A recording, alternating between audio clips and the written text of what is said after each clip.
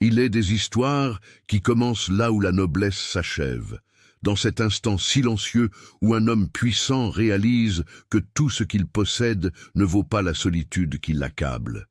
Il avait refusé des dizaines de prétendantes dans la capitale, des femmes qui n'avaient jamais regardé son âme, seulement son titre. Et c'est précisément lorsqu'il se vêtit d'humilité qu'il trouva quelque chose qu'aucune richesse ne pourrait acheter. Quelqu'un qu'il a choisi sans savoir qui il était. Mais ce choix ne serait pas simple. Entre eux, il y avait des chaînes, mais pas celles de fer. Celles-là, il aurait pu les briser d'une simple signature, mais les chaînes invisibles du monde, celles qui décident qui peut aimer et qui doit simplement obéir. Et lorsque le secret fut révélé, au milieu d'une fête illuminée par les chandelles et sous le regard de tous ceux qui l'avaient méprisé, il fit quelque chose que la noblesse n'aurait jamais attendu. Il a choisi le cœur contre le nom.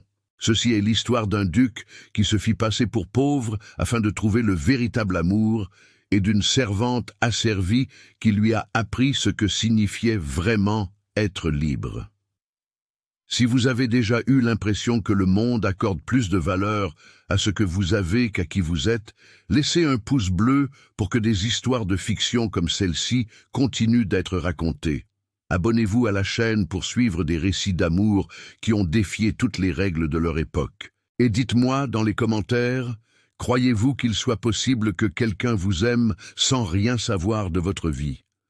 Préparez-vous, car ce qui commence comme un simple déguisement se transforme bientôt en quelque chose qu'aucun des deux n'attendait. La capitale bouillonnait d'ambition. Dans les larges avenues illuminées, les calèches défilaient comme des promesses de pouvoir. Dans les salons parfumés, des familles entières négociaient des avenirs, comme on échange des pièces au marché. Et au centre de tout cela, il était seul. Le duc Henri de Valmont-Rochefort était l'un des hommes les plus convoités du royaume, et aussi l'un des plus lasses. Il y avait des fêtes tous les soirs. Il y avait des sourires qui n'atteignaient jamais les yeux. Il y avait des mains délicates qui se tendaient vers lui, mais qui tremblaient d'avidité pour l'or que portaient ses doigts, non pour la chaleur de sa peau. Il avait appris à reconnaître l'éclat dans les yeux des femmes qui l'approchaient. Ce n'était pas du désir, c'était du calcul. Elle voulait le titre, le domaine dans les Pyrénées, l'influence à la cour, le nom qui ouvrait toutes les portes. Aucune d'elles ne voulait connaître l'homme qui se réveillait à l'aube, avec le sentiment de vivre la vie d'un autre. Cet après-midi d'août, quelque chose en lui se brisa. C'était lors d'un bal. Une jeune demoiselle, Adeline, fille d'un baron du Midi, s'approcha de lui avec un sourire étudié. Elle portait une robe de soie bleue qui coûtait plus que la liberté de 10 personnes. Ses cheveux étaient arrangés en boucles parfaites. Et quand elle parla, chaque mot semblait avoir été répété devant un miroir. « On dit que votre Excellence possède des terres à perte de vue », commença-t-elle d'une voix douce et vide. « Ce doit être une bénédiction de se réveiller chaque jour en sachant que le monde vous appartient. » Henri sourit par politesse, mais à l'intérieur quelque chose s'effondra. Elle ne lui demanda pas s'il dormait bien, si la solitude lui pesait. Elle ne demanda rien qui comptait. Elle voulait seulement connaître la taille du royaume qu'il gouvernait. Et à cet instant, il comprit. S'il restait là, il mourrait riche et vide. 3 jours plus tard, Henri prit une décision qui aurait choqué n'importe quel homme de sa condition. Il allait partir. Non pour un voyage diplomatique, non pour administrer des terres lointaines, mais pour disparaître, pour se dépouiller du poids de son titre et découvrir s'il existait encore, quelque part dans le royaume, quelqu'un capable de le voir comme un simple homme. L'idée lui vint d'une vieille lettre gardée dans un tiroir oublié. Elle était de son oncle maternel, le vicomte Augustin, qui gérait des propriétés au cœur de la Gascogne, une province riche mais suffisamment éloignée pour que personne là-bas ne sache exactement qui était Henri. L'oncle était un homme discret, propriétaire de domaines prospères et respecté dans la région, mais il n'avait jamais fréquenté la cour, jamais affiché leur parenté. Pour tout le monde, Henri pourrait arriver comme un neveu quelconque, venu d'une petite ville, sans nom et sans fortune. Et c'est exactement ce qu'il fit. Il rangea ses habits de cérémonie, revêtit des vêtements simples mais dignes, du lin clair, des bottes usées, un chapeau de paille, laissa derrière lui ses chevalières, congédia son escorte et partit seul dans une calèche discrète, en route vers une vie qu'il ne connaissait pas. Pendant le voyage, il ressentit quelque chose qu'il n'avait pas éprouvé depuis des années, la curiosité. Pour la première fois, il ne savait pas ce qui l'attendait. Il n'y avait pas d'invitation confirmée, pas de table réservée, pas de sourires automatiques. Il y avait seulement la route, le vent et la possibilité de tout recommencer. Quand il aperçut enfin les terres de son oncle, à la tombée du jour, le cœur d'Henri battit avec une force étrange. Il était sur le point de découvrir qui il était sans son titre, et la réponse, il la craignait, pourrait être personne. Le vicomte Augustin le reçut avec une étreinte chaleureuse et un sourire sincère. C'était un homme d'âge mûr, le visage marqué par le soleil et les mains qui connaissaient aussi bien la plume que la terre. « Henri, dit-il d'une voix ferme, cela faisait des années que je t'attendais. » Mais avant qu'Henri ne puisse répondre, l'oncle leva la main et ajouta à voix basse, « Mais ici, tu n'es que mon neveu venu de province, rien de plus, compris ?» Henri hocha la tête et, par ce simple geste, scella le pacte. À partir de ce moment, il ne serait plus le duc de Valmont-Rochefort, mais simplement Henri, un jeune homme de famille modeste, sans propriété, sans influence, sans rien d'autre que son propre nom. Et c'est ainsi qu'il fut présenté à la société locale. Au premier dîner, Henri rencontra quelques-unes des familles les plus importantes de la région. Il y avait des propriétaires terriens prospères, des négociants ambitieux et des filles à marier qui observaient chacun de ses mouvements avec des yeux curieux. Au début, il sentit l'espoir. Peut-être que loin de la capitale, les choses seraient différentes. Peut-être qu'ici, sans le poids du titre, il pourrait enfin trouver quelqu'un qui le verrait. Mais l'illusion fut de courte durée. Lorsqu'une des jeunes femmes, fille d'un grand vigneron, l'interrogea sur ses possessions, Henri répondit avec honnêteté, « Je n'ai pas de terres à moi, je suis venu aider mon oncle. » Son sourire s'évanouit comme de la fumée. Elle murmura une excuse polie et s'éloigna. Henri vit le même schéma se répéter 3 fois ce soir-là. Intérêt initial, question sur la fortune, déception, éloignement.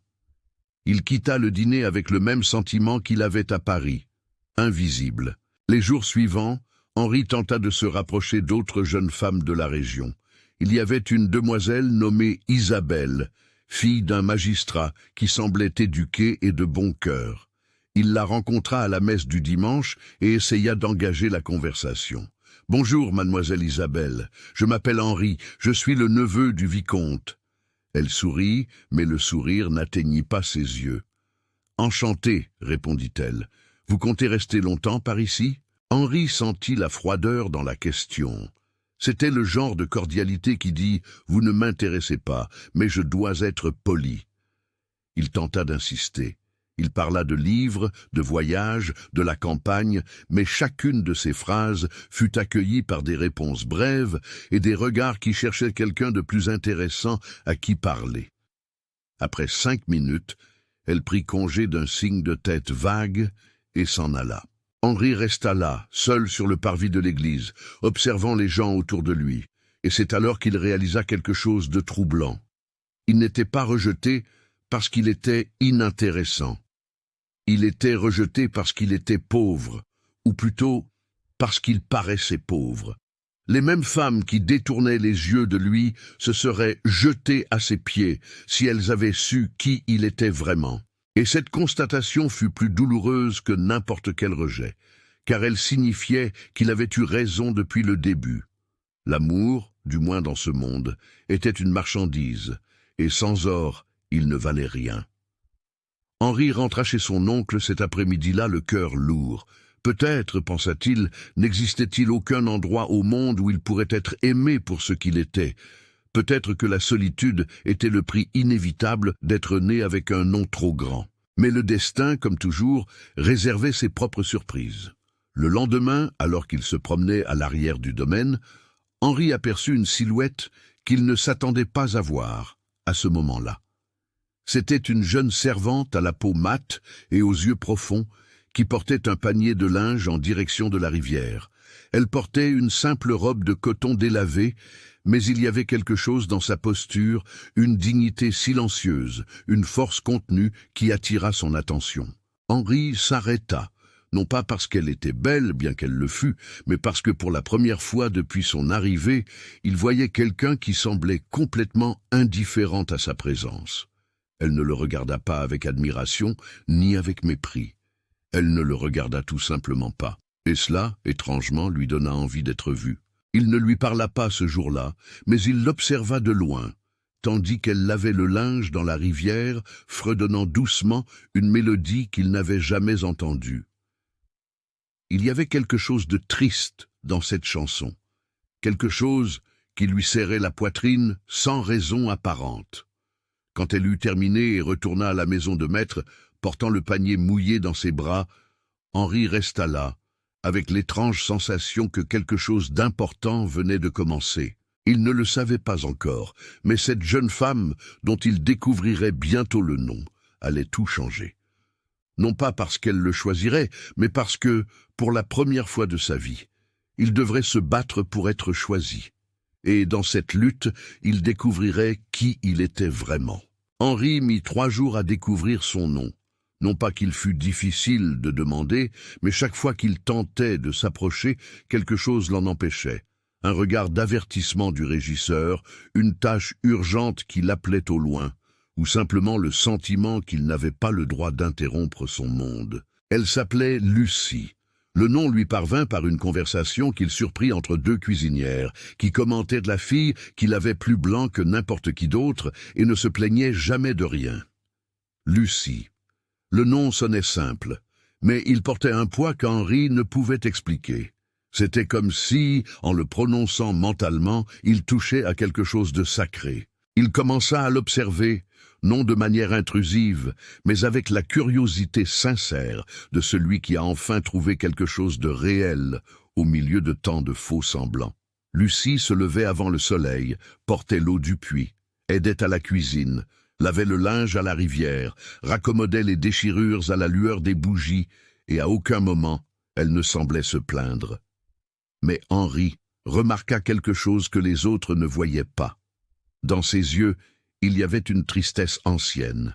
Ce n'était pas du désespoir, c'était de la résignation, comme si elle avait déjà renoncé à espérer que la vie soit différente. Et cela lui brisa le cœur d'une manière qu'aucun rejet des demoiselles de la bonne société n'avait réussi à faire. Parce que Lucie ne le rejetait pas par mépris, elle ne le voyait tout simplement pas comme quelqu'un qui pouvait changer quoi que ce soit. À cette époque, le monde fonctionnait avec des règles que personne n'avait besoin de dire à voix haute. Tout le monde les connaissait. La distance entre un homme libre et une personne asservie ne se mesurait pas en mètres, mais en siècles de violence banalisée.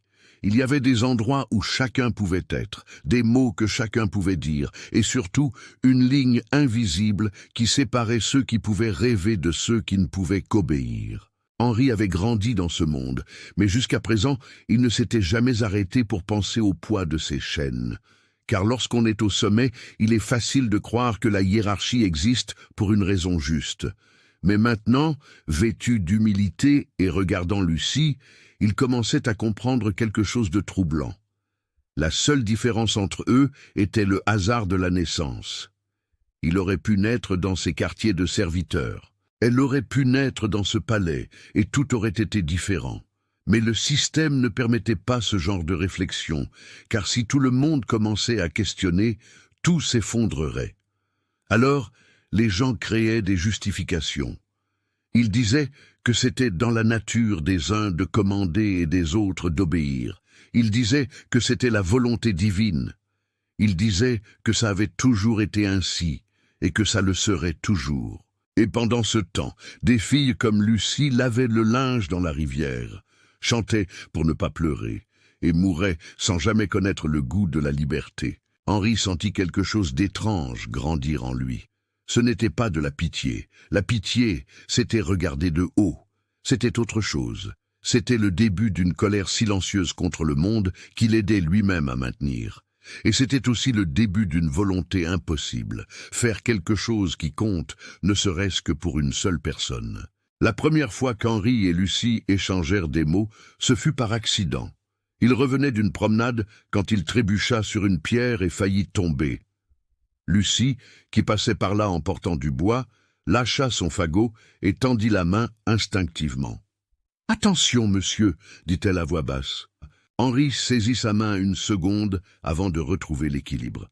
Et dans ce bref contact, il sentit quelque chose d'inattendu, de la chaleur humaine. Pas la froideur calculée des demoiselles, ni la fausseté des sourires de la cour. Juste la main rêche de quelqu'un qui travaillait trop, mais qui avait encore la gentillesse d'aider un étranger. « Merci », dit-il en souriant. Lucie détourna rapidement le regard comme si elle avait fait quelque chose de mal. Elle ramassa son bois et s'éloigna sans un mot de plus. Mais Henri resta là, avec le sentiment que quelque chose d'important venait de se produire. Il ne le savait pas encore, mais ce contact serait le premier de beaucoup, et chacun d'eux l'éloignerait un peu plus du monde qu'il connaissait et le rapprocherait de quelque chose qu'il n'aurait jamais cru possible. Une vie où le cœur importait plus que le nom. 2 jours plus tard, Henri subit son 2e rejet public. Cette fois, ce fut au marché du village. Il était allé acheter du tissu pour son oncle quand il rencontra Claire, une jeune femme qu'il avait connue au dîner la semaine précédente. Elle était la fille d'un grand propriétaire terrien et avait la réputation d'être exigeante dans le choix de ses prétendants. Henri, encore plein d'espoir, tenta d'engager la conversation. « Bonjour, mademoiselle Claire, quelle belle matinée, n'est-ce pas ?» Elle tourna le visage, évalua ses vêtements simples et répondit avec un sourire froid. « Bonjour !» Elle ne prononça pas son nom, ne demanda pas comment il allait. Elle lui tourna simplement le dos et continua son chemin. Henri resta là, au milieu du marché, sentant le poids des regards autour de lui. Certains riaient doucement, d'autres faisaient semblant de n'avoir rien vu, mais le message était clair, il n'était pas le bienvenu dans ce monde. Pas sans argent, pas sans terre, pas sans un nom qui vaille quelque chose. Il rentra chez son oncle les mains vides et la poitrine serrée. Et c'est en traversant la cour qu'il vit Lucie, assise à l'ombre d'un arbre, en train de raccommoder une robe. Elle leva les yeux un instant et le vit passer. Elle ne dit rien. Mais il y avait quelque chose dans son regard, une compréhension silencieuse, comme si elle savait exactement ce qu'il ressentait, car elle aussi connaissait le goût du rejet. Elle aussi savait ce que c'était que d'être invisible. Cette nuit-là, Henri ne parvint pas à dormir. Il resta allongé dans son hamac, fixant le plafond en bois, pensant à tout ce qui s'était passé depuis son arrivée. Il était venu chercher le véritable amour, mais ce qu'il avait trouvé, c'était la preuve que l'amour, du moins dans ce monde, était conditionnel. On n'était aimé que si l'on avait quelque chose à offrir. Et sans titre, sans fortune, sans pouvoir, il n'avait rien. Mais alors, pourquoi Lucie l'avait-elle regardé de cette façon ? Pourquoi, au milieu de tant d'indifférence, ce regard avait-il semblé si humain? Henri se tourna sur le côté et ferma les yeux. Peut-être, pensa-t-il, que la réponse ne se trouvait pas chez celle qui le rejetait. Peut-être se trouvait-elle chez la fille qui raccommodait des robes à l'ombre des arbres.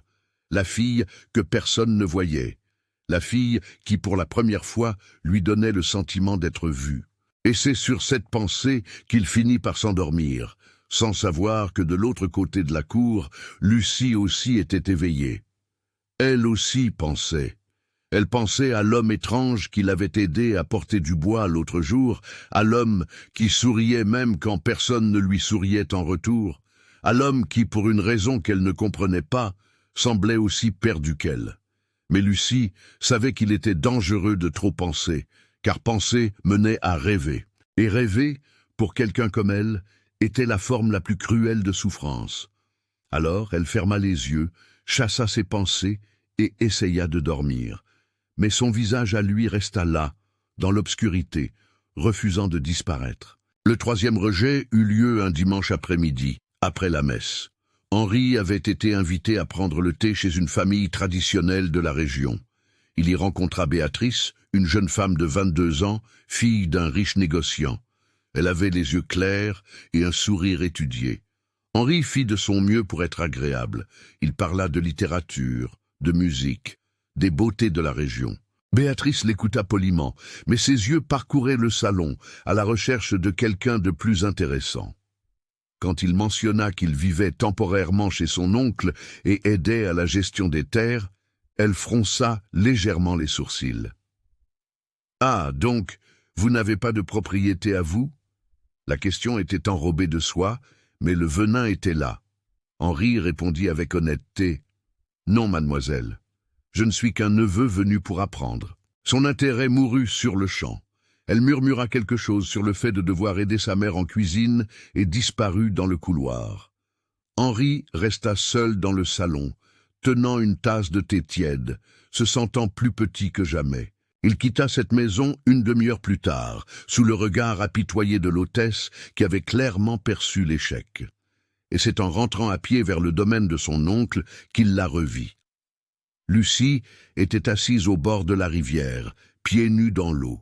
Elle ne travaillait pas, elle existait simplement. Il y avait quelque chose de profondément triste dans cette scène, comme si, pour un instant volé à la journée, elle s'était autorisée à n'être qu'elle-même. Henri s'arrêta. Il ne savait pas s'il devait s'approcher, mais avant qu'il ne se décide, elle tourna la tête et le vit. Leurs regards se croisèrent, et pour la première fois, elle ne détourna pas les yeux. Henri s'approcha lentement, comme s'il avait peur de l'effrayer. « Je peux m'asseoir » demanda-t-il en désignant un rocher voisin. Lucie hésita, puis acquiesça. Il s'assit en gardant une distance respectueuse. Ils restèrent en silence un moment.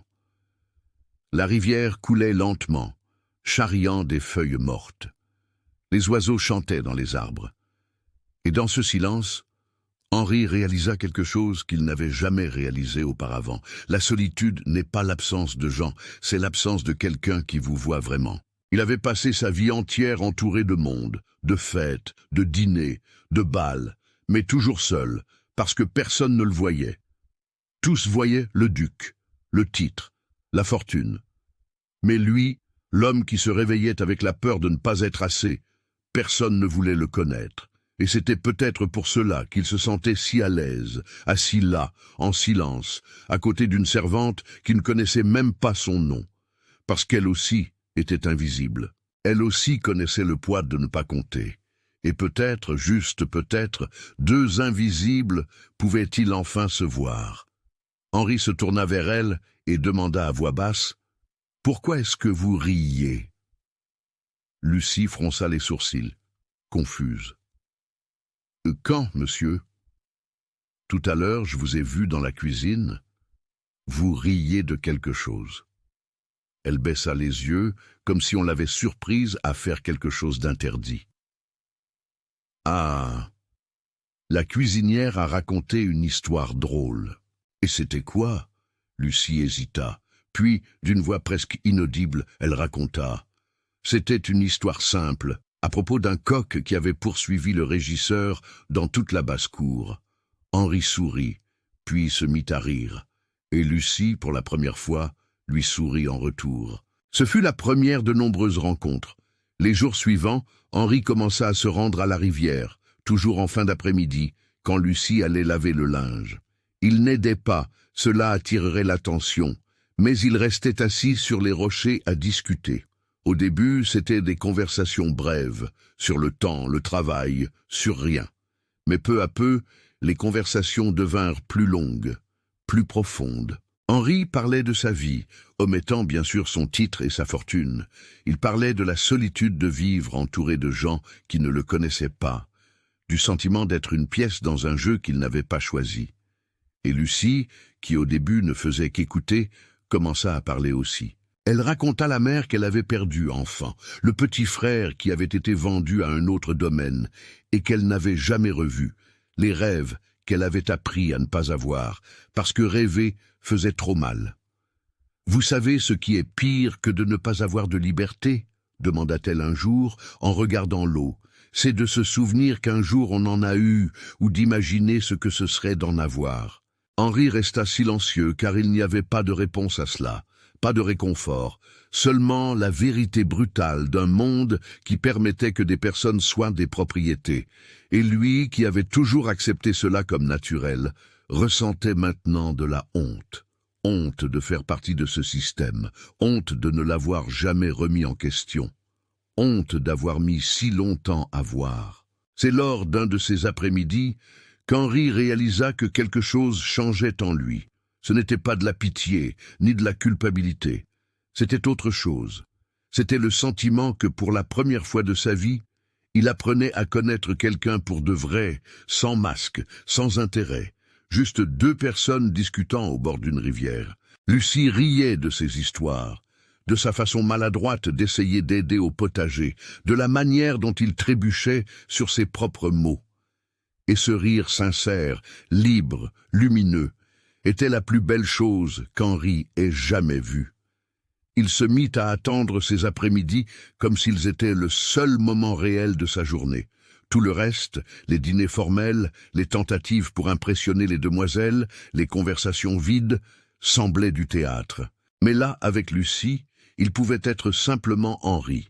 Un jour, alors qu'elle essorait une chemise mouillée, Henri demanda « Si vous pouviez aller n'importe où dans le monde, où iriez-vous » Lucie s'arrêta, le regarda avec une expression mêlant surprise et tristesse. « Pourquoi monsieur demande-t-il ces choses ?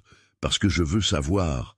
Mais peu importe ce que je veux, je ne peux aller nulle part. » « Mais si vous pouviez... » Lucie soupira. Puis, d'une voix si basse qu'il l'entendit à peine, elle répondit « Dans un endroit où personne n'appartiendrait à personne. » Henri sentit sa poitrine se serrer, et, à cet instant, sans réfléchir, il dit quelque chose qui allait tout changer. Peut-être que cet endroit existe, et peut-être qu'on pourrait y arriver ensemble. Lucie leva les yeux, effrayée. « Monsieur ne sait pas ce qu'il dit. »« Si, je le sais. »« Non, vous ne savez pas, parce que si vous saviez, vous ne le diriez pas. » Elle se leva vivement, ramassa son panier de linge et commença à s'éloigner. Mais Henri se leva aussi et la suivit. « Lucie, attendez !» Elle s'arrêta, mais ne se retourna pas. « S'il vous plaît, ne parlez plus de ces choses. Ça ne va nous attirer que des ennuis. » « Pourquoi ? » « Parce que monsieur est libre et que je ne le suis pas, et il y a des choses qui ne peuvent pas arriver, peu importe à quel point on le veut. » Sa voix trembla sur le dernier mot, et Henri comprit. Elle aussi ressentait ce qui grandissait entre eux, silencieux et impossible. Ce qui n'avait pas de nom, mais qu'il était déjà trop tard pour nier. Lucie retourna à la maison de maître sans se retourner, et Henri resta là, seul, avec le sentiment d'avoir franchi une ligne invisible. Une ligne que le monde ne pardonnerait pas. Mais pour la première fois de sa vie, il s'en fichait. Parce que de l'autre côté de cette ligne, il y avait quelque chose de réel, quelque chose qui valait plus que tous les titres et toutes les fortunes qu'il possédait. Il y avait Lucie, et il y avait la possibilité, infime, fragile, impossible, que l'amour puisse exister même dans un monde qui ne le permettait pas. Cette nuit-là, Henri dormit à peine, et de l'autre côté de la cour, Lucie non plus. Car tous deux savaient que quelque chose avait commencé, et qu'une fois commencé, il n'y avait plus de retour en arrière possible. Les jours suivants furent étranges. Henri et Lucie s'évitaient, non pas délibérément, mais par instinct de survie. Elle savait que ces conversations étaient dangereuses. Ils savaient qu'ils marchaient en terrain interdit.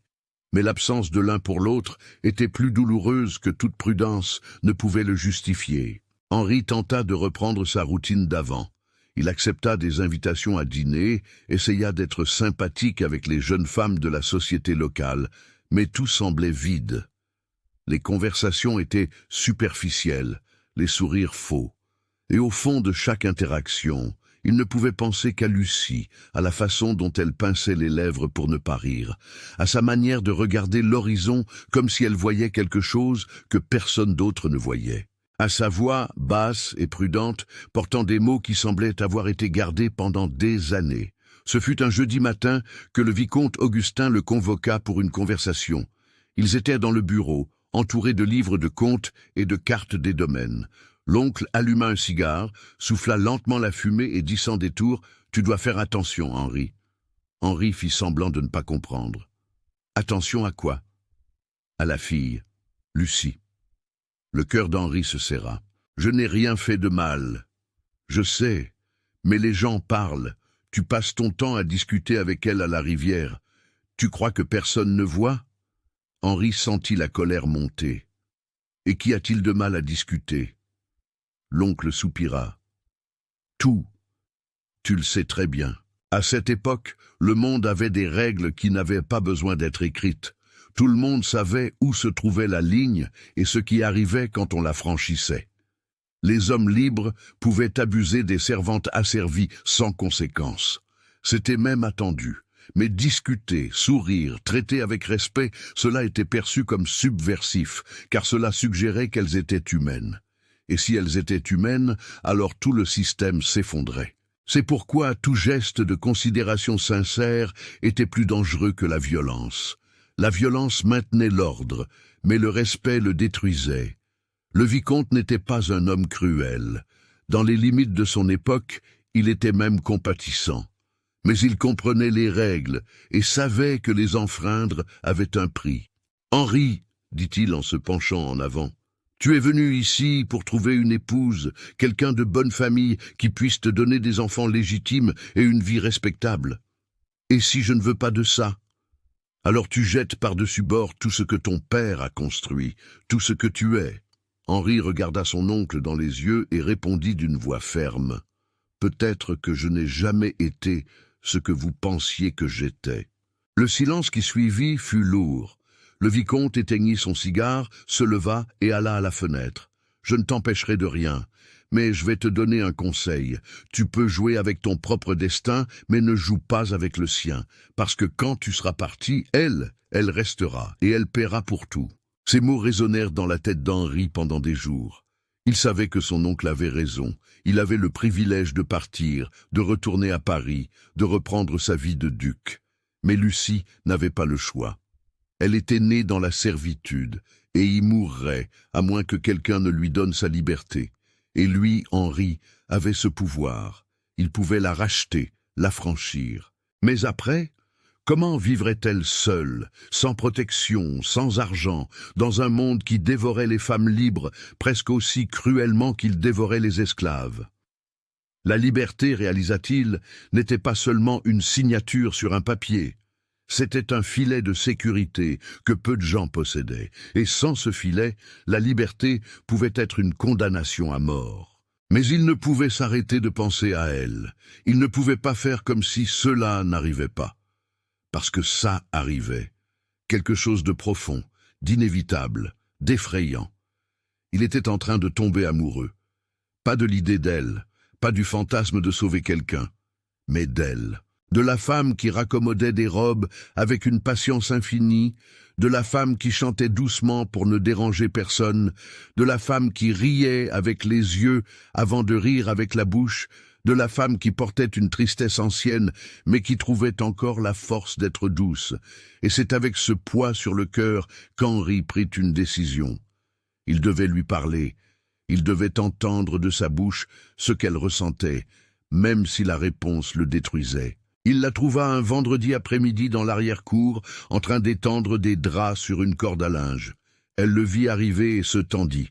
« Monsieur Henri... »« Lucie, il faut que je vous parle. Ce n'est pas bien qu'on nous voit discuter. Je sais, mais il le faut. » Elle regarda autour d'elle, nerveuse, puis soupira. « Faites vite. » Henri s'approcha, mais garda ses distances. « Qu'est-ce que vous ressentez quand on discute ?» Lucie écarquilla les yeux. « Monsieur, s'il vous plaît, ne me demandez pas ça. » « Pourquoi ? » « Parce que la réponse ne changera rien. Elle pourrait tout changer. »« Non, parce que monsieur est libre et que je ne le suis pas. Et c'est la seule chose qui compte. » Sa voix trembla. Elle se tourna, faisant semblant d'ajuster un drap, mais Henri vit ses épaules tressaillir. Il fit un pas en avant. « Lucie, regardez-moi. »« Non, s'il vous plaît. » Elle se retourna, les yeux embués de larmes. « Que voulez-vous que je dise? Que je suis heureuse quand vous apparaissez, que je passe la journée à attendre l'heure de la lessive juste pour voir si vous serez là? Que je rêve à des choses qui n'arriveront jamais? C'est ça que vous voulez entendre ?» Henri resta sans voix, car c'était exactement ça. Et en même temps, c'était plus que ce à quoi il s'attendait. C'était la vérité nue, douloureuse, impossible. Et c'était tout ce qu'il avait besoin d'entendre. Il fit un pas de plus. Ils n'étaient plus qu'à quelques centimètres l'un de l'autre. Et si je vous dis que je ressens la même chose? Lucie ferma les yeux. Ne le dites pas. Pourquoi? Parce que ça ne fera que plus mal. Lucie, non. Elle ouvrit les yeux et le fixa. Vous ne comprenez pas. Vous pouvez partir, retourner à votre vie. Mais moi, je resterai ici. Et je devrais vivre avec ça. Avec le souvenir que quelqu'un m'a regardé comme si j'étais une personne. Et quand vous serez parti, ça me tuera plus que n'importe quel fouet. Henri sentit sa poitrine se serrer. Et si je ne pars pas? Alors vous êtes plus sot que je ne le pensais. Mais il y avait quelque chose dans son regard, quelque chose qui démentait ses paroles. Un espoir infime, fragile, dangereux. Henri tendit la main et pour la première fois lui toucha le visage. Lucie ferma les yeux et se laissa faire, juste un instant. Puis elle s'écarta, tirant vivement un drap de la corde. « Il faut que je retourne au travail. Lucie, s'il te plaît, ne rends pas ça plus difficile. » Elle partit en courant, emportant son panier, et Henri resta là, seul, avec le sentiment d'avoir allumé un feu qu'il ne pourrait plus éteindre. Cette nuit-là, il ne dormit pas, car pour la première fois, il n'était pas seulement amoureux. Il était décidé. Décidé à faire quelque chose qui changerait tout, quelque chose que le monde ne pardonnerait pas, mais qui serait peut-être la seule chose juste qu'il ferait de sa vie. Les semaines suivantes furent une danse périlleuse. Henri et Lucie ne cessèrent pas de se voir, mais il y avait désormais quelque chose de différent dans l'air, une tension qui n'existait pas avant, la conscience que chaque regard, chaque mot, chaque silence partagé les rapprochait d'un précipice. Ils se voyaient à la rivière, toujours en fin d'après-midi.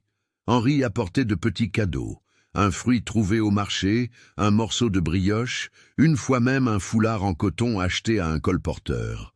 Lucie acceptait avec hésitation, mais gardait tout comme des trésors. Car c'en était, non pour leur valeur matérielle, mais pour ce qu'ils représentaient. Quelqu'un pensait à elle, quelqu'un se souciait d'elle. Un après-midi, Henri arriva à la rivière et la trouva en larmes. Elle était assise sur la berge, le visage caché dans ses mains, les épaules secouées de sanglots. Il courut vers elle. « Lucie, qu'est-ce qui s'est passé ?» Elle tenta d'essuyer ses larmes en vitesse, mais ne put les cacher. « Rien, monsieur, je vais bien. Non, ce n'est pas vrai. Raconte-moi. » Elle hésita, puis, d'une voix brisée, raconta. Ce matin-là, le régisseur l'avait frappée. Pas fort, mais assez pour laisser une marque sur son bras. La raison? Elle avait mis trop de temps à aller chercher de l'eau. En réalité, elle aidait un enfant qui s'était blessé. Mais cela n'importait pas. Ce qui importait, c'était d'obéir, toujours obéir. Henri sentit une fureur qu'il n'avait jamais ressentie. « Où est-il ?»« Monsieur, s'il vous plaît, ne faites rien. Il n'a pas le droit de te faire ça. Si, il le peut. Il est le régisseur. Je suis une propriété. » Ce mot, propriété, résonna dans la tête d'Henri pendant des heures. Il avait grandi dans un monde où cela était normal, où des personnes étaient listées dans des inventaires à côté du bétail et des outils. Mais entendre Lucie le dire avec cette résignation douloureuse fit se briser quelque chose en lui. Il ne pouvait pas changer le monde entier, mais il pouvait changer le sien, à elle. Et cette nuit-là, il prit une décision. Il allait l'affranchir, peu importe le prix, peu importe ce que les gens diraient. Il trouverait un moyen, mais il y avait un problème. Lucie n'appartenait pas au vicomte Augustin. Elle appartenait à un propriétaire voisin qui la louait pour travailler sur le domaine de l'oncle. Racheter sa liberté exigerait une négociation et de l'argent, beaucoup d'argent. Et si Henri le faisait en utilisant son vrai nom, son titre, le secret serait révélé. Mais il ne s'en souciait plus. Car l'amour, découvrait-il, n'était pas une décision rationnelle, c'était un incendie. Et une fois allumé, il consumait tout. Titre, réputation, plan soigneusement établi. Tout partait en fumée devant la seule vérité qui comptait. Il ne pouvait pas imaginer un avenir sans elle. Et si le monde n'acceptait pas cela, alors le problème venait du monde. pas de lui. La semaine suivante, Henri commença à passer plus de temps avec Lucie. Il parlait des heures, de tout et de rien. Elle lui racontait son enfance, les quelques souvenirs heureux qu'elle avait.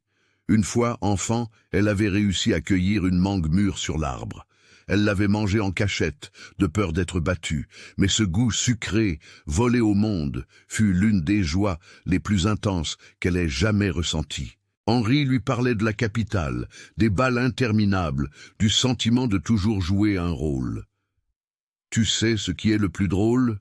dit-il un jour. « Je suis venu ici en prétendant être pauvre pour trouver quelqu'un qui m'aimerait vraiment.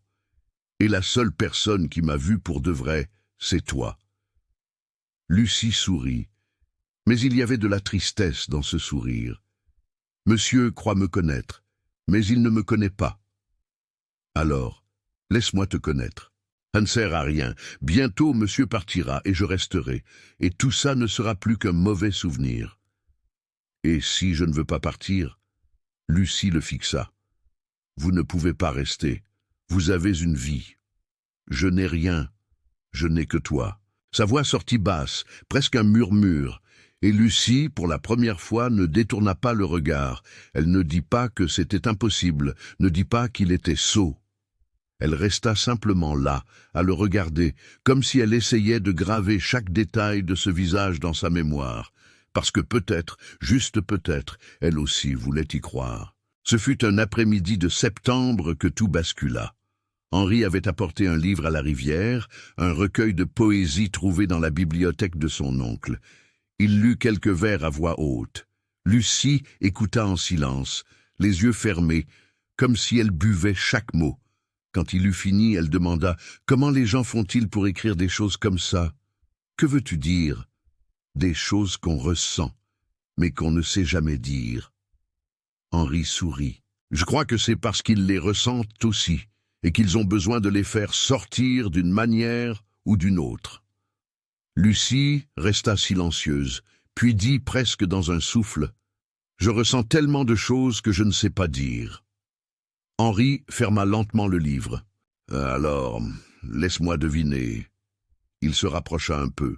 « Tu sens que tu es né au mauvais endroit, que le monde t'a donné une vie qui n'était pas la tienne, qu'il y a quelque chose en toi que personne n'a jamais vu, et que tu as peur de mourir sans jamais savoir ce que ce serait d'être vraiment libre. » Lucie ouvrit les yeux, surprise. « Comment le savez-vous? »« Parce que je ressens la même chose. » Elle secoua la tête. « Ce n'est pas la même chose. Vous êtes libre. »« Non, je suis prisonnier d'un nom que je n'ai pas choisi, d'attentes que je n'ai jamais voulu satisfaire, d'un monde qui ne me veut que pour ce que j'ai, jamais pour ce que je suis. » Il lui prit la main, pour la première fois avec fermeté. « Tu es la première personne qui me fait sentir que j'existe vraiment. » Lucie ne retira pas sa main. Elle resta là, ses doigts entrelacés aux siens, tremblant légèrement. « Ça va mal finir, » murmura-t-elle. « Je sais. Ils vont nous séparer. Je ne les laisserai pas faire. Vous ne pouvez pas le promettre. »« Si, je le peux, et je te le promets. » Henri l'attira plus près, et alors, sans penser, sans calculer, sans mesurer les conséquences, il l'embrassa. Ce fut un baiser bref, doux, presque timide, mais il suffit à tout changer. Quand ils s'écartèrent, Lucie avait des larmes aux yeux. « Maintenant, il n'y a plus de retour en arrière, » dit-elle. « Je sais. Si quelqu'un l'apprend, personne ne l'apprendra. Et s'ils l'apprennent ?» Henri lui prit le visage entre ses mains. « Alors, je te protégerai, quoi qu'il arrive. » Mais en disant cela, une ombre traversa son esprit, car il savait qu'il faisait une promesse qu'il ne pourrait peut-être pas tenir. Le monde dans lequel il vivait ne pardonnait pas ce genre de transgression, surtout quand elle impliquait une esclave et un homme libre. Et si le vicomte le découvrait, si quelqu'un parlait, Henri chassa ses pensées. À cet instant, plus rien d'autre ne comptait, car pour la première fois de sa vie, il ressentait quelque chose de réel, quelque chose pour lequel il valait la peine de se battre, quelque chose pour lequel il valait même la peine de tout perdre. Ils restèrent là, enlacés, tandis que le soleil se couchait derrière les montagnes. Et dans ce silence, Ils scellèrent un pacte que le monde n'accepterait pas, mais que, contre toute logique, ils étaient prêts à défendre. Le vicomte Augustin n'était pas un homme impulsif. Il observait, calculait, attendait le bon moment. Et c'est exactement ce qu'il fit. Pendant des semaines, il vit son neveu disparaître tous les après-midi. Il vit les regards de Lucie, toujours baissés, toujours prudents, mais portant quelque chose qui ne devrait pas être là.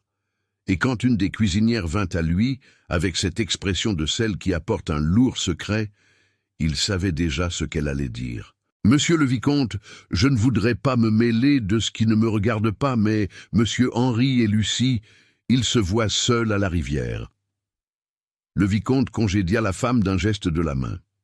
Puis il ferma la porte de son bureau, alluma un cigare et resta là, en silence, à réfléchir. Il aimait son neveu.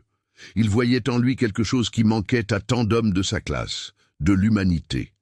Mais l'humanité, dans ce monde, était un luxe dangereux. Il savait qu'Henri n'était pas un homme ordinaire. Non pas parce qu'il était duc, l'oncle le savait depuis le début, mais parce qu'il avait cette chose rare que les puissants possèdent rarement, la capacité de voir au-delà de son propre nombril. Et c'était peut-être précisément pour cela qu'il était en train de se perdre, car celui qui voit trop souffre trop, et celui qui souffre trop finit par prendre des décisions insensées, des décisions qui détruisent des réputations, qui tachent des noms, qui ruinent des avenirs. Le vicomte devait agir, non par cruauté, mais par responsabilité, car s'il n'intervenait pas maintenant, quelqu'un de plus cruel le ferait plus tard. Et alors, il n'y aurait de salut ni pour Henri, ni pour Lucie. À cette époque, les relations entre maître et esclave étaient un territoire complexe et hypocrite. L'abus était toléré, voire attendu. Mais l'affection était inacceptable, parce que l'affection suggérait l'égalité, et l'égalité détruisait l'ordre. Un homme pouvait posséder le corps d'une esclave sans conséquence morale. Mais s'il la traitait comme une compagne, s'il la respectait, si grand Dieu il l'aimait, cela était considéré comme une dégénérescence, une folie, une trahison envers sa propre classe. C'est pourquoi le vicomte savait qu'il devait les séparer.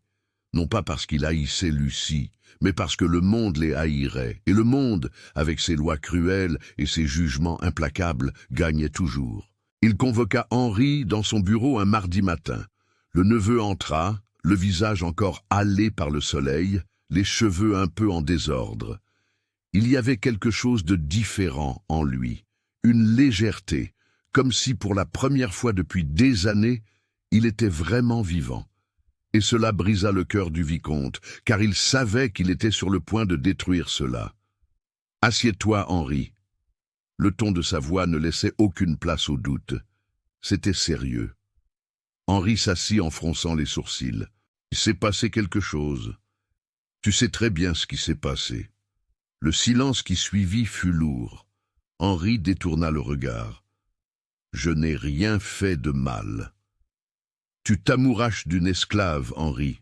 C'est mal sous tous les angles possibles. » Henri se leva, irrité. « Elle a un nom, Lucie. Je connais son nom, mais ça ne change rien. Ça change tout. Elle n'est pas juste une esclave, c'est une personne.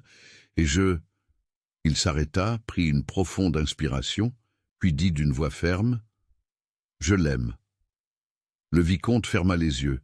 « Tu ne sais pas ce que tu dis. » « Si, je le sais. Tu es un duc, Henri. Tu as des responsabilités, un nom à préserver, un avenir tout tracé. Je ne veux pas de cet avenir. » La voix d'Henri sortit plus fort qu'il ne l'avait prévu. « Je ne veux pas passer ma vie entouré de gens qui ne m'aiment que pour ce que j'ai. Je veux quelqu'un qui m'aime pour qui je suis. Et cette personne, c'est elle. » Le vicomte se leva aussi, marchant jusqu'à la fenêtre. « Et tu crois qu'elle t'aime ? Ou est-ce qu'elle ne voit en toi que la possibilité de la liberté ?» Henri sentit la colère exploser. « Ne parlez pas d'elle comme ça. Je n'en parle pas en mal. Je suis réaliste. C'est une esclave, Henri. Elle vit dans un monde où chaque geste de gentillesse peut ressembler à une promesse de salut. Comment peux-tu être sûr de ce qu'elle ressent ? Parce que je la connais. Tu connais ce qu'elle t'a laissé voir, mais tu ne connais pas son désespoir, et le désespoir fait faire semblant de beaucoup de choses. » Henri fit un pas en avant, les poings serrés. « Vous avez tort, et même si vous aviez raison, je m'en ficherais, parce que je préfère vivre un mensonge à ses côtés que de vivre une vérité seule. » Le vicomte soupira. Il n'y avait plus rien à dire. Henri était perdu, et perdu d'une manière que les mots ne pouvaient ramener. Il devait agir. « Je vais faire la chose suivante, » dit l'oncle d'une voix calme. « Tu vas retourner à Paris demain, et pendant ce temps, je m'occupe de la situation ici. » « Vous occupez comment ? » « Je vais envoyer Lucie travailler dans une autre de mes propriétés, un domaine plus au nord, loin d'ici. » « Non, ce n'est pas une suggestion, Henri, c'est une décision. Je ne vous laisserai pas faire ça. Tu n'as pas le choix. » Henri fit un pas en avant, menaçant. « Je suis un duc, je peux racheter sa liberté, ici et maintenant. » Le vicomte le fixa. « Ah, tu peux, mais après, tu vas l'emmener à Paris, la présenter à la cour, l'épouser devant tout le monde. Tu sais ce qu'ils vous feront à tous les deux. » Le silence revint, car Henri le savait. Il savait que le monde ne leur pardonnerait pas. Il savait que même avec toute sa fortune et son pouvoir, il y avait des lignes qui ne pouvaient être franchies. Mais alors, il dit d'une voix basse mais ferme, « Je m'en moque. »« Tu devrais. »« Pourquoi ? Parce qu'on dira du mal de moi ? Parce qu'on m'exclura des bals ? Je ne veux rien de tout ça, je ne veux qu'elle. » Le vicomte secoua la tête, vaincu. « Alors tu es plus sot que je ne l'imaginais. » Il alla à la porte, l'ouvrit et appela 2 hommes, des régisseurs, forts, obéissants. « Emmenez Lucie au quartier des serviteurs et enfermez-la jusqu'à nouvel ordre. » Henri écarquilla les yeux. « Non, vous ne pouvez pas faire ça. »« Si, je le peux, et je le fais pour ton propre bien. » Henri tenta de courir après les hommes, mais le vicomte le retint par le bras. « Laisse-la tranquille, Henri. Lâchez-moi. Si tu la suis maintenant, tu ne feras qu'empirer les choses pour elle. » Henri s'arrêta, car il savait que son oncle avait raison. S'il faisait un scandale maintenant, Lucie en paierait le prix. Elle paierait toujours le prix, car c'était le monde dans lequel il vivait. Un monde où les puissants pouvaient se tromper et être pardonnés, mais où les faibles payaient même pour les erreurs qu'ils n'avaient pas commises. Il se dégagea de l'emprise de son oncle, respirant avec difficulté. « Où est-elle ? Elle travaille sur une autre propriété. Elle y restera jusqu'à ce que tu partes. » C'était un mensonge. Henri le savait, mais il n'avait aucun moyen de le prouver. Les jours suivants, Henri chercha Lucie partout. Il posa des questions discrètes, tenta de soudoyer l'un des ouvriers, mais personne ne savait rien, ou feignait de ne rien savoir. Et pendant ce temps, le vicomte organisait une grande fête de départ. Il invita toutes les familles importantes de la région, toutes les jeunes femmes qui avaient rejeté Henri, tous ceux qui devaient être témoins que le neveu partait, que tout allait rentrer dans l'ordre, que cette folie passagère était terminée. Henri accepta de participer à la fête, non pas qu'il le veuille, mais parce que c'était sa dernière chance de trouver Lucie. Car si elle était vraiment sur une autre propriété, quelqu'un à la fête le saurait, et il le découvrirait, quoi qu'il en coûte. La fête fut fixée au samedi soir. Des lanternes furent accrochées dans le jardin, des tables dressées avec des nappes blanches. Des musiciens furent engagés. Et Henri, vêtu d'habits qu'il n'avait pas portés depuis des semaines, regardait tout cela avec dégoût, car il savait que c'était une farce, une tentative d'effacer ce qu'il ressentait, de prétendre que rien ne s'était passé. Mais quelque chose s'était passé, et il n'y avait plus de retour en arrière. Tandis que les invités arrivaient en riant et en discutant, Henri resta seul dans un coin du salon, observant, attendant. Car il savait que cette nuit-là, d'une manière ou d'une autre, tout allait changer. Et il avait raison. Il n'imaginait juste pas comment. La fête battait son plein. Le salon brillait sous la lumière de dizaines de chandelles. Les femmes portaient leurs robes les plus chères, les hommes leurs plus beaux habits. Il y avait de la musique, des rires, du vin. Tout semblait parfait, sauf pour Henri. Il était adossé à une colonne, tenant un verre qu'il ne buvait pas, observant tout avec des yeux vides. Béatrice, la même qu'il avait rejetée des semaines plus tôt, s'approcha de lui avec un sourire étudié. « Monsieur Henri, j'ai entendu dire que vous partiez demain. Quel dommage! Je commençais à trouver votre compagnie intéressante. » Il la fixa, vit la fausseté dans ses yeux, vit le calcul et sentit du dégoût. « Intéressante », répéta-t-il d'une voix froide. « C'est drôle, il y a quelques semaines, je n'étais pas intéressant, j'étais invisible. » Elle rougit légèrement, mais garda son sourire. « J'étais très occupé, mais maintenant vous avez entendu que je partais et vous vous êtes dit que c'était votre dernière chance. » Béatrice détourna le regard, gênée. Henri lui tourna le dos et sortit sur la terrasse. Il avait besoin d'air, de silence. Il avait besoin de Lucie. Mais elle n'était pas là, et personne ne savait où elle était, ou plutôt, personne ne voulait le dire. Il avait posé la question discrètement à 3 ouvriers différents. Tous lui avaient donné la même réponse vague. « Je crois qu'elle est partie sur un autre domaine, monsieur. » Mais il y avait quelque chose dans leurs yeux. De la pitié, de la gêne, comme s'ils savaient quelque chose qu'ils ne pouvaient pas dire. Et c'est alors qu'Henri comprit. Elle n'était pas sur un autre domaine. Elle était là, quelque part sur la propriété, cachée. Et soudain, tout prit sens. La hâte de son oncle à organiser la fête, son insistance pour qu'il parte vite, la façon dont tout le monde évitait son regard. Il lui cachait Lucie. Henri sentit la fureur monter comme une vague. Il traversa la terrasse, descendit les marches et se dirigea vers l'arrière du domaine. Il ne se souciait plus de la discrétion, ni des apparences. Il devait la trouver.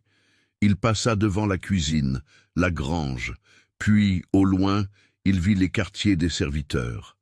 La porte était verrouillée de l'extérieur. Il s'approcha, le cœur battant à tout rompre. « Lucie », appela-t-il doucement. Silence. Puis, une voix faible. « Henri ». Il sentit sa poitrine se serrer. « Tu es là ? Oui. Depuis combien de temps ? Depuis que l'oncle vous a appelé au bureau. » 3 jours. Elle était enfermée depuis 3 jours. Sans lumière convenable, sans liberté, sans savoir ce qui allait lui arriver. Tout ça à cause de lui, tout ça parce qu'ils avaient osé s'aimer. Henri tira sur le loquet, mais il était verrouillé. « Je vais te sortir de là, » dit-il d'une voix ferme. « Non, ça va empirer les choses. Non, ça ne les empirera pas, je te le promets. Henri, s'il te plaît, pars, oublie que j'existe. » « Je ne peux pas faire ça. »« Si, tu le peux, et tu le dois. » Sa voix était brisée, mais il y avait autre chose. De la peur, pas peur de lui. Peur de ce qui pourrait arriver s'il insistait. Henri appuya son front contre la porte en bois. « Je t'aime, Lucie. » Elle sanglota de l'autre côté. « Je t'aime aussi, et c'est pour ça que tu dois partir. »« Non, Henri, je vais mettre un terme à tout ça. Maintenant. » Il s'éloigna de la porte et retourna à la fête. Mais ce n'était plus le même homme qui en était sorti 5 minutes plus tôt. Maintenant, il avait un plan, et rien ni personne n'allait l'en empêcher. Henri entra dans le salon comme une tornade. Il marcha droit vers le centre, où le vicomte discutait avec animation avec un groupe de propriétaires. « Mon oncle, » dit-il assez fort pour que tout le monde entende, « nous devons parler, maintenant !» Le vicomte fronça les sourcils. « Henri, cela peut attendre. Nous sommes au milieu d'une fête. »« Non, ça ne peut pas attendre. » Le salon commença à se taire. Les gens se tournèrent, curieux. Le vicomte sentit que quelque chose n'allait pas. « Parlons-en dans mon bureau. »« Non, ici même. Henri, tu as trop bu. »« Je n'ai rien bu du tout. » Henri fit un pas en avant. « Où est Lucie ?» Le vicomte pâlit. « Je te l'ai déjà dit, elle a été transférée. Vous avez menti. Henri, s'il te plaît, elle est enfermée dans les quartiers des serviteurs depuis 3 jours. » Un murmure parcourut le salon. Les gens s'entre-regardèrent, choqués. Le vicomte tenta de reprendre le contrôle. « Tu es confus, ce n'est pas... Vous êtes en train de me traiter de menteur. » La voix d'Henri était dangereuse, froide. Le vicomte réalisa qu'il perdait le contrôle. « Réglons ça en privé. »« Non, nous allons le régler ici, devant tout le monde. » Henri se tourna vers les invités. « Vous tous, vous m'avez méprisé, rejeté, traité comme si je ne valais rien. Et vous savez pourquoi ? Parce que vous pensiez que j'étais pauvre, parce que vous pensiez que je n'avais rien à offrir. » Béatrice s'avança. « Henri, vous êtes mélodramatique. » Il l'interrompit. « Vous m'avez ignoré pendant des semaines, et maintenant, à ma fête de départ, vous apparaissez pleine de sourires. Pourquoi ? Qu'est-ce qui a changé ?» Elle ne répondit pas. Ce n'était pas la peine. Tout le monde savait. Henri se tourna vers son oncle. « Vous avez dit que je devais me souvenir de qui j'étais. Peut-être avez-vous raison, peut-être que j'avais oublié. » Il redressa les épaules et d'une voix claire et autoritaire, il déclara « Je suis Henri de Valmont-Rochefort, duc de Valmont-Rochefort, et j'exige qu'on amène Lucie ici, maintenant. » Le silence qui suivit fut absolu. Les gens étaient paralysés, en train de digérer ce qu'ils venaient d'entendre. Le vicomte écarquilla les yeux. « Henri, tu es fou ? » ?»« Non, pour la première fois je suis lucide. » Il se tourna vers les domestiques qui observaient, effrayés. « Vous avez entendu ? Libérez Lucie et amenez-la ici. C'est un ordre. » Cela prit moins de 5 minutes. Lucie apparut à l'entrée du salon, escortée par 2 ouvriers. Elle portait une robe sale, ses cheveux étaient en désordre, ses yeux effrayés. Quand elle vit Henri au centre du salon, entouré de tous ces gens, elle s'arrêta. « Henri, qu'as-tu fait ?» Il marcha jusqu'à elle, lui prit les mains devant tout le monde. « Ce que j'aurais dû faire depuis le début. » Elle tenta de retirer ses mains. « Tu vas le regretter. »« Jamais. » Il se tourna vers les invités. « Cette femme est plus digne, plus honnête, plus réelle que n'importe qui dans ce salon, et je la choisis, non par obligation, non par convenance, mais parce qu'elle est la seule personne qui m'a vu quand je n'étais rien. Et cela vaut plus que tous les titres du monde. » Béatrice s'avança, la voix tremblante. « Votre Excellence, je ne savais pas, si j'avais su... » Henri la foudroya du regard. « Si vous aviez su, vous auriez été aimable, mais seulement parce que j'étais duc, pas parce que je le méritais. Et c'est exactement pour ça que vous ne comprendrez jamais ce qu'est le véritable amour. » Elle recula, humiliée. D'autres jeunes femmes qui l'avaient méprisée baissèrent la tête, honteuses. Le vicomte tenta une dernière fois. « Henri, réfléchis bien à ce que tu fais. Tu vas souiller ton nom, ta réputation, tout ce que ton père a construit. » Henri sourit, mais ce n'était pas un sourire heureux. C'était le sourire de quelqu'un qui s'était enfin libéré. « Mon père a bâti un empire, mais il est mort seul. Je ne répéterai pas son erreur. » Il tira Lucie par la main et commença à marcher vers la sortie. Elle le suivait, encore sous le choc, sans comprendre complètement ce qui se passait. Mais il y avait quelque chose dans la poigne de sa main, une fermeté, une certitude, comme si pour la première fois, il savait exactement ce qu'il faisait. Sur le seuil de la porte, Henri s'arrêta et se retourna une dernière fois. « Je pars demain à l'aube, et j'emmène Lucie avec moi, comme une femme libre, comme mon égale, et si quelqu'un a un problème avec ça... » Il marqua une pause, laissant le poids de son titre emplir le silence. « Il peut porter sa plainte directement à moi, le duc de Valmont-Rochefort. Vous savez où me trouver. » Et puis, sans attendre de réponse, il sortit, Lucie à ses côtés, laissant derrière lui un salon rempli de gens bouche bée et un monde qui ne serait plus jamais le même. La calèche partit avant le lever du soleil. Henri avait tout organisé pendant la nuit. Il avait racheté la liberté de Lucie pour un prix absurde, suffisant pour que personne n'ose contester. Il prépara les documents, fit les bagages, et quand le premier rayon de lumière toucha l'horizon, ils étaient déjà sur la route. Lucie regardait par la fenêtre, encore en train de tout assimiler.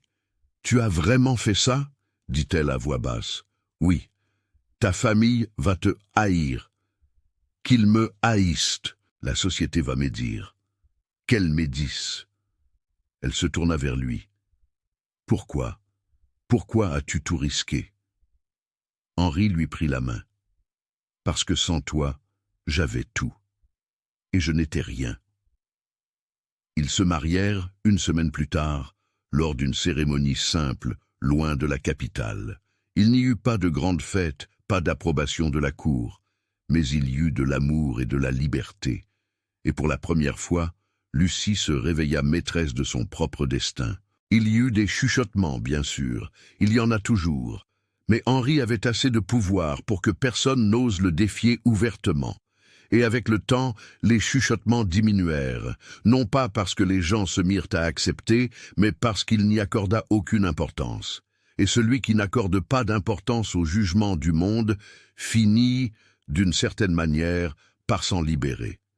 Des années plus tard, quand quelqu'un demanda à Henri s'il regrettait, il répondit « J'ai passé ma vie à être aimé pour ce que j'avais, et ce n'est que lorsque j'ai prétendu n'avoir rien que j'ai trouvé quelqu'un qui m'a vraiment aimé. Alors non, je ne regrette rien, parce que j'ai découvert que l'amour n'est réel que lorsqu'il n'a pas besoin de raison. » Et Lucie, assise à ses côtés, sourit, car elle savait que cet homme qui avait tout abandonné pour elle était la preuve vivante que parfois l'impossible se produit. Non pas parce que le monde change, mais parce que quelqu'un a assez de courage pour changer son propre monde. Nous avons vu aujourd'hui que le véritable amour ne se prouve pas avec des mots, mais avec des choix. Henri aurait pu retourner à sa vie de duc, entouré de richesses et de solitude, mais il a choisi le seul trésor qui ne pouvait être acheté, quelqu'un qui le voyait vraiment. Et Lucie, qui est née dans un monde qu'il a traité comme une propriété, a découvert que la liberté la plus importante ne vient pas d'un papier signé, mais du fait d'être vu, aimé et choisi exactement tel que l'on est. Dans notre histoire, nous avons été témoins de quelque chose de rare, le courage de rompre avec tout ce qui était attendu, au nom de ce qui importait vraiment. Et la vérité, c'est que le monde juge encore, dresse encore des barrières, dit encore qui peut aimer qui. Mais de temps en temps, surgit quelqu'un qui décide que le cœur vaut plus que la couronne. Si cette histoire que nous avons créée vous a touché, ou si vous avez senti que le véritable amour est encore possible même quand tout semble conspirer contre lui, laissez un pouce bleu pour que des histoires comme celle-ci continuent d'être racontées. Et dites-moi dans les commentaires, auriez-vous eu le courage d'Henri d'abandonner tout pour l'amour de quelqu'un que la société méprise? Abonnez-vous à la chaîne pour plus d'intrigues d'amours impossibles qui ont défié le monde et ont vaincu. À la prochaine histoire.